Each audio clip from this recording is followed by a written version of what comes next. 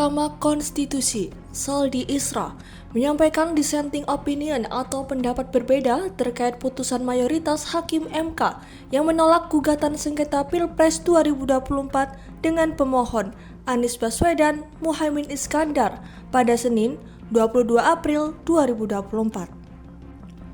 Saldi Isra menyinggung soal keadilan dalam pemilihan umum, serta membandingkannya dengan penyelenggaraan pemilu di era Orde Baru. Berdasarkan kerangka teori sebagaimana diulas di atas, maka konsep pemilu jujur dan adil yang dikehendaki Undang-Undang Dasar 1945 dapat dibagi menjadi dua, yaitu pemilu jujur dan adil secara prosedural, serta pemilu jujur dan adil secara substansial. Selanjutnya dianggap dibacakan. Melampaui batas keadilan prosedural, azas jujur dan adil dalam pasal 22E ayat 1 Undang-Undang Dasar 1945 tidak hendak berhenti pada batas keadilan prosedur semata. Jujur dan adil dalam norma konstitusi tersebut menghendaki sebuah keadilan substantif. Bila mana hanya sebatas keadilan prosedural, azas pemilu jujur dan adil dalam Undang-Undang Dasar 1945 tersebut tidak akan pernah hadir.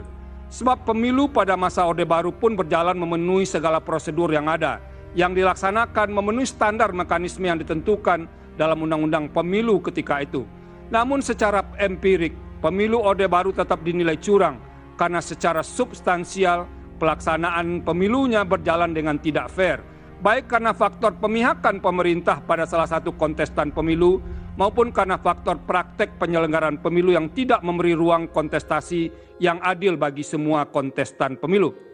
Oleh karena itu, azas jujur dan adil dalam norma pasal 22E ayat 1 Undang-Undang Dasar 1945 menghendaki sebuah keadilan dan kejujuran pemilu yang lebih material. Jujur dan adil yang dikehendaki bukan hanya sekadar sikap patuh pada aturan, melainkan sikap tidak berlaku curang, tidak berbohong, dan tidak memanipulasi atau memanfaatkan celah hukum atau kelemahan aturan hukum yang ada untuk melakukan tindakan yang secara esensial merupakan praktek curam dalam sebuah kontestasi. Artinya, jujur dan adil dalam pemilu yang diinginkan konstitusi mencapai sesuatu yang bersifat hakiki dari arti kejujuran keadilan itu sendiri. Dalam arti, ukuran kejujuran dan adil bukan sebatas melihat dari sisi formalitas prosedural hukum, melainkan juga mencakup aspek yang berada di atas hukum, yaitu etika in casu etika dalam kontestasi pemilu. Tim Liputan, Surabaya TV.